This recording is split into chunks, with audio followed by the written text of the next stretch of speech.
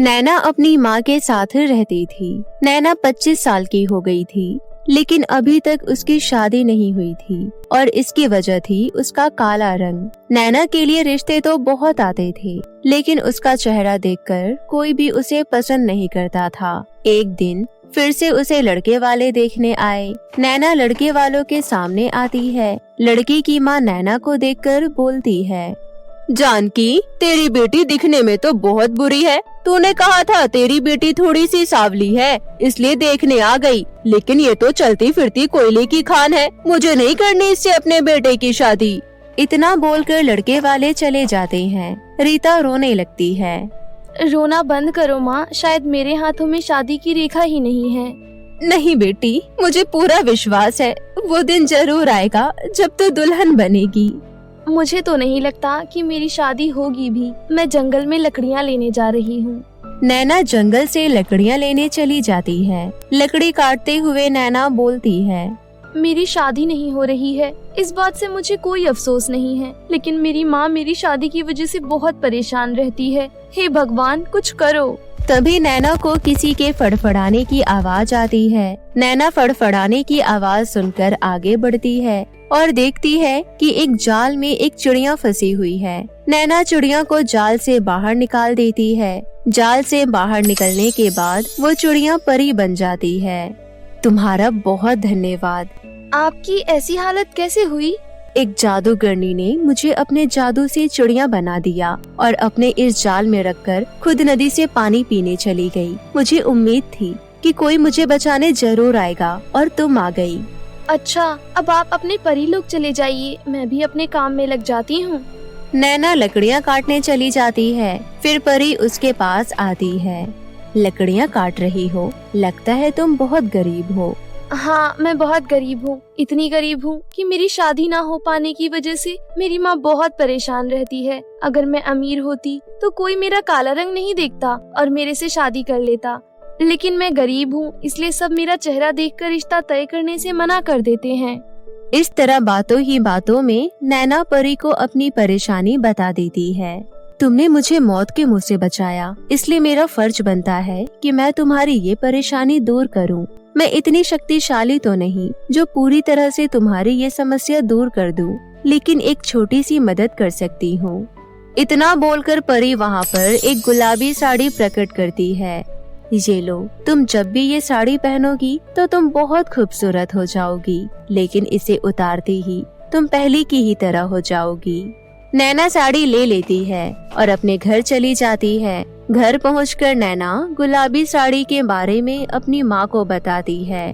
कुछ देर बाद फिर से उसे लड़के वाले देखने आते हैं और नैना उन लोगों के सामने गुलाबी साड़ी पहनकर जाती है, जिसकी वजह से वो बहुत खूबसूरत हो गई थी। कैसी लगी मेरी बेटी? बहन जी, आपकी बेटी तो अप्सरा से खूबसूरत है। अब जल्दी से दोनों की शादी की डेट फिक्स कर देते हैं। उसी दिन नैना की शादी की डेट फिक्स हो जाती है और कुछ हफ्ते बाद उसकी शादी हो जाती है। शादी के अगले दिन नैना गुलाबी साड़ी पहनकर शीशे के सामने खड़ी होकर बोलती है, तुम्हारा बहुत धन्यवाद गुलाबी साड़ी, तुम्हारी वजह से मेरी शादी हो गई। अब मेरी माँ को किसी चीज की चिंता नहीं रहेगी। नैना की सास उसे आवाज लगाती है, नैना बहू। आई माँ जी।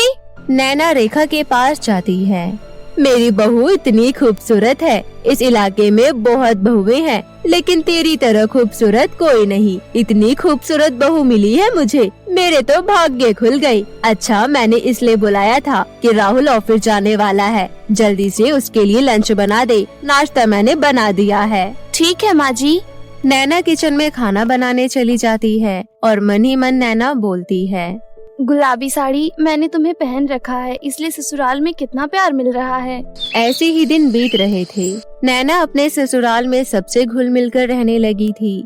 नैना हर रोज गुलाबी साड़ी पहनती थी और ये बात रेखा के मन में खटक जाती है। बहू हर रोज गुलाबी साड़ी ही क्यों पहनती है? इसके पास तो बहुत सारी साड़ियाँ हैं, लेकिन फिर भी मुझे इस बारे में बहू से बात करनी चाहिए। रेखा नैना के कमरे में जाती है। बहू, तू हर रोज गुलाबी साड़ी क्यों पहनती है? तेरी शादी के 1 महीने हो गए हैं और मैंने तुझे सिर्फ गुलाबी साड़ी में ही देखा है। हो सकता है गुलाबी रंग तुझे अच्छा लगता हो, लेकिन हर रोज एक जैसी साड़ी पहनना ठीक नहीं है। कोई देखेगा तो क्या बोलेगा, रेखा की बहू के पास एक ही साड़ी है। ठीक है माँ जी, अब मैं दूसरे रंग की साड़ी भी पहनना शुरू कर दूंगी। उसके बाद रेखा वहाँ से चली जाती है। रेखा के जाने के बाद नैना खुद में बोलती है, इतनी परेशानी के बाद तो मेरी शादी हुई है और मेरे जीवन में खुशियाँ आई है। अगर मैंने गुलाबी साड़ी नहीं पहना तो मैं पहले की तरह दिखने लगूंगी। अब माँ जी ने मुझे दूसरे रंग की साड़ी पहनने के लिए बोला है तो उनकी बात माननी होगी, लेकिन अब मैं खुद को घूंघट में रखना शुरू कर दूंगी। अगली सुबह नैना अलग रंग की साड़ी पहनती है। अलग रंग की साड़ी पहनने की वजह से वो पहली की तरह काली हो गई थी। नैना खुद को घूंघट में ढक लेती है। तभी राहुल नींद से उठता है और बोलता है, नैना, तुमने इतने खूबसूरत चेहरे को घूंघट से क्यों छुपा रखा है? राहुल, मेरी माँ ने मेरे लिए मन्नत रखी थी। आज मैं वही मन्नत पूरी कर रही हूँ, इसलिए पूजा करने के बाद पूरा दिन घूंघट में ही रहूंगी। राहुल नैना की छोटी बातों को सच मान लेता है और नहाने चला जाता है। नैना किचन में खाना बनाने चली जाती है। तभी रेखा नैना को देखती है। बहू, आज तुझे क्या हो गया जो इतना लंबा चौड़ा घूंघट चढ़ा रखा है? तुझे इस घूंघट में घुटने की जरूरत नहीं है। रेखा की बात सुनकर नैना घबरा जाती है और वो मन ही मन सोचती है, अब क्या करूं? अगर ये घूंघट हट गया तो मेरी बदसूरती का राज सबके सामने आ जाएगा। मुझे कोई ना कोई बहाना बनाना ही होगा। इतना सोचकर नैना रेखा को बोलती है, नहीं माँ जी, नई बहू तो घूंघट में ही अच्छी लगती है। ये बात सुनने के बाद भी रेखा के मन से शक नहीं जाता है। दिन बीत रहे थे। जिस दिन नैना गुलाबी साड़ी पहनती थी उस दिन कोई घूंघट नहीं करती थी, और जिस दिन वो अलग रंग की साड़ी पहनती थी उस दिन घूंघट कर लेती थी। रेखा ये सब नोटिस कर लेती है। एक दिन परेशान होकर रेखा अपने बेटे राहुल के पास जाती है। अपनी माँ का परेशान चेहरा देख राहुल बोलता है, क्या हुआ माँ, आप परेशानी में लग रही हो? बेटा, जिस दिन नैना बहू गुलाबी रंग की साड़ी पहनती है उस दिन घूंघट तो दूर, सर पर पल्ला भी नहीं रखती है, और जिस दिन किसी दूसरे रंग की साड़ी पहनती है उस दिन पूरा दिन घूंघट में रहती है। मुझे लगता है हमें बहू पर नजर रखना चाहिए। राहुल अपनी माँ की बात मान लेता है। अगले दिन नैना उठी नहीं थी। उससे पहले दोनों माँ बेटे कमरे के बाहर छुपकर खड़े हो जाते हैं। जैसे ही नैना उठती है दोनों माँ बेटे उसका काला रंग देख लेते हैं। थोड़ी देर बाद वो दोनों देखते हैं कि नैना गुलाबी साड़ी पहन कर आई है, जिसके बाद वो बहुत खूबसूरत हो गई है। ये सब देखकर दोनों माँ बेटे नैना के पास जाते हैं। लगता है ये गुलाबी साड़ी जादुई है। तेरी खूबसूरती इस गुलाबी साड़ी की वजह से थी। नैना समझ जाती है कि राहुल और रेखा को सारी बात पता चल गई है। वो किसी दूसरे रंग की साड़ी पहनकर आती है और बोलती है, माँ जी, यही मेरी असलियत है। कलमुही, करमजली, तूने मेरे साथ छलावा किया है। अभी के अभी मेरे घर से निकल जा। नहीं माँ जी, मैंने कोई छलावा नहीं किया है। मेरी शादी नहीं हो रही थी, जिसकी वजह से मेरी माँ बहुत परेशान रहती थी। तभी एक दिन मुझे एक परी ने ये गुलाबी साड़ी दी। मैं अपनी माँ को और परेशान नहीं देखना चाहती थी, इसलिए मुझे ये सब करना पड़ा। झूठ की आड़ में तूने हमसे नाता जोड़ा है।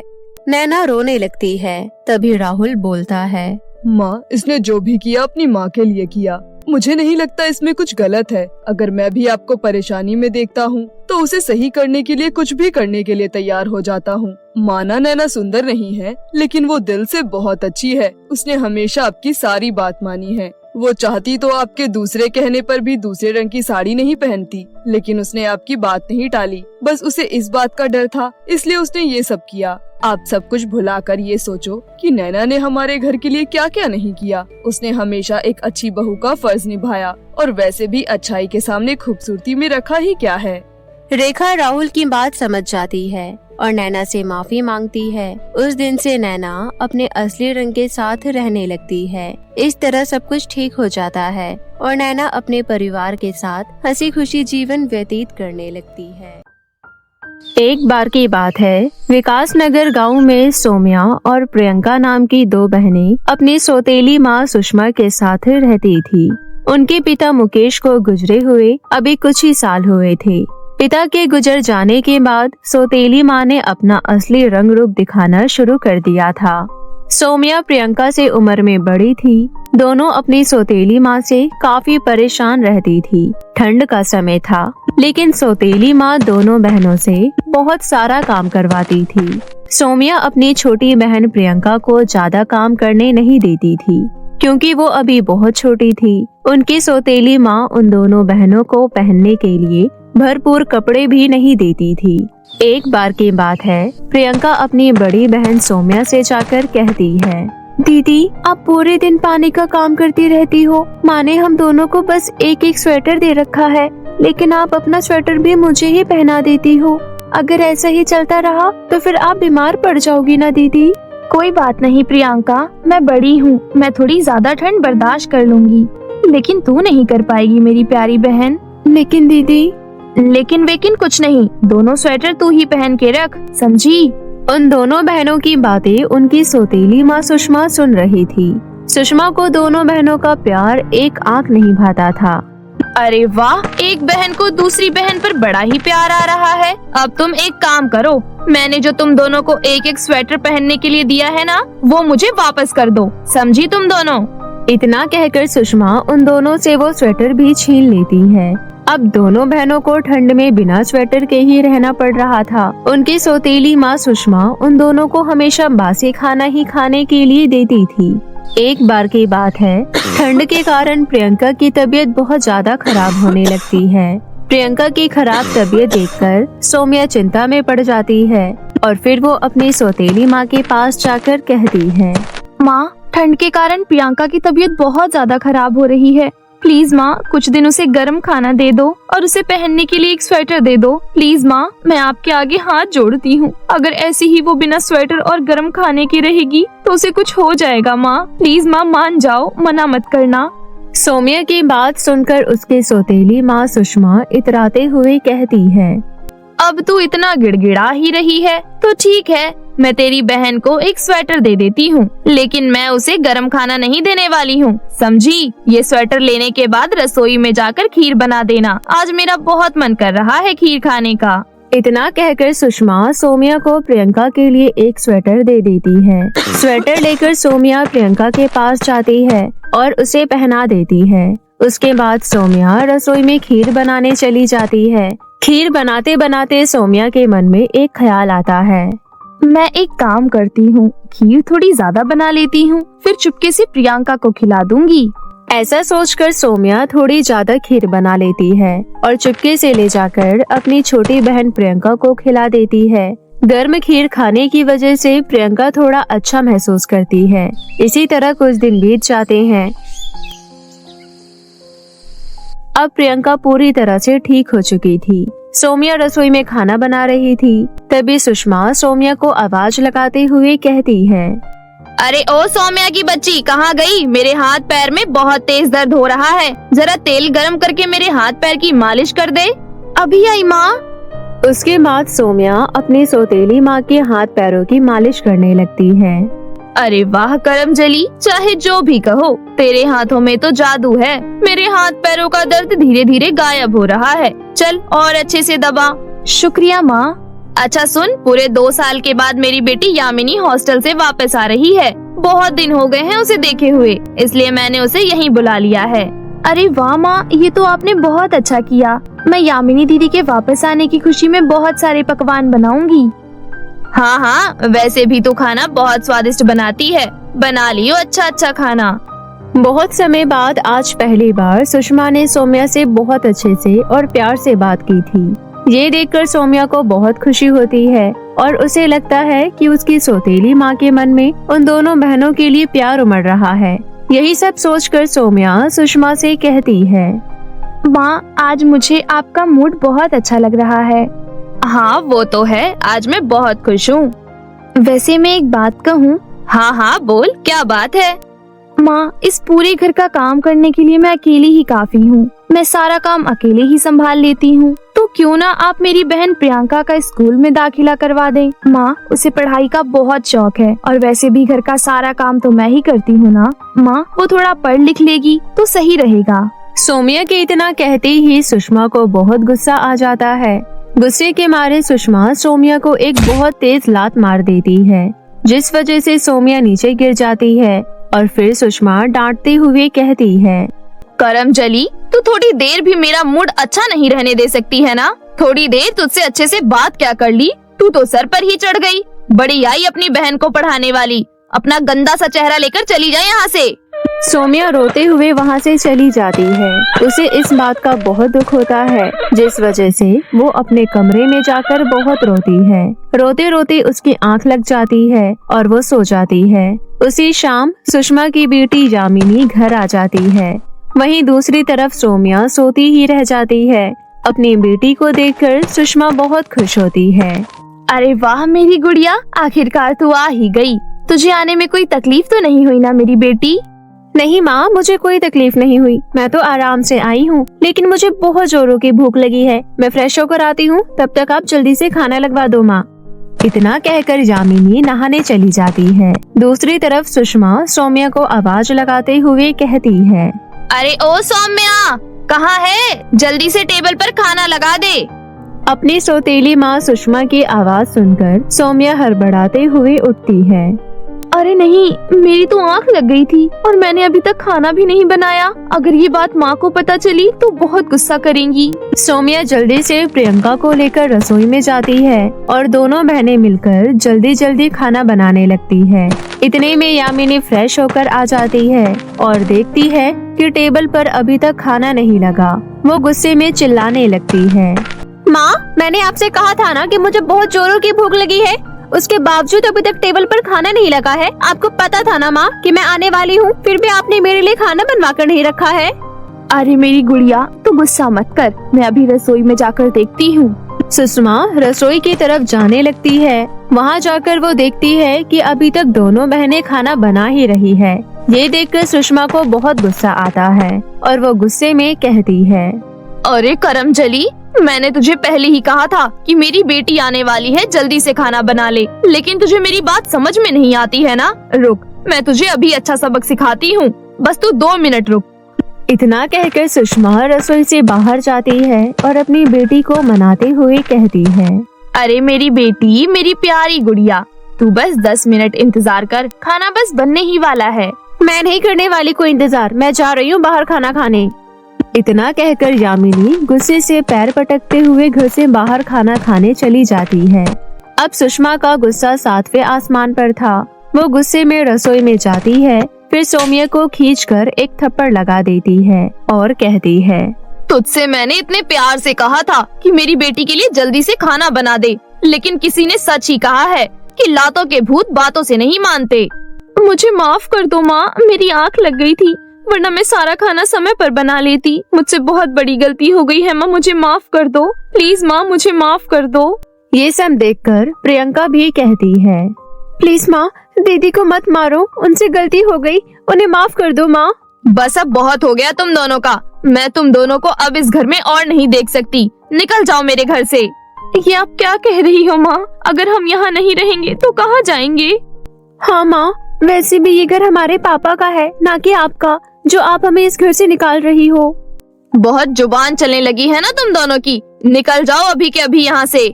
सुषमा दोनों बहनों को धक्के मारकर घर से बाहर निकाल देती है। ठंड का समय था, दोनों बहनों के पास रहने के लिए कोई जगह नहीं थी। वो दोनों बहनें इधर उधर भटकने लगती है। उन्हें इधर उधर घूमते घूमते रात हो जाती है। तभी प्रियंका रोते हुए कहती है, दीदी बहुत भूख लगी है, साथ में बहुत ठंड भी लग रही है, कुछ करो दीदी।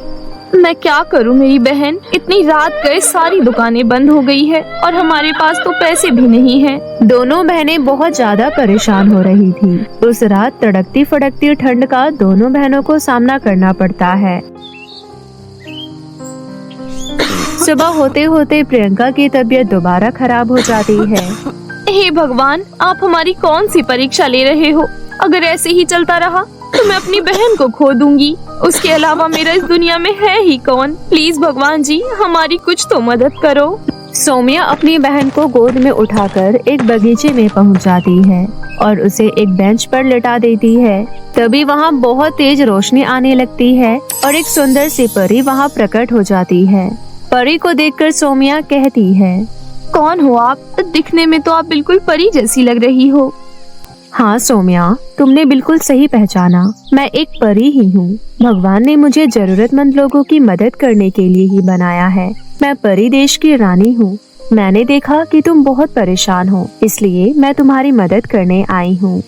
क्या सच में? क्या आप मेरी छोटी बहन को ठीक कर सकती हो? हाँ, मैं तुम्हारी छोटी बहन को बिल्कुल ठीक कर दूंगी।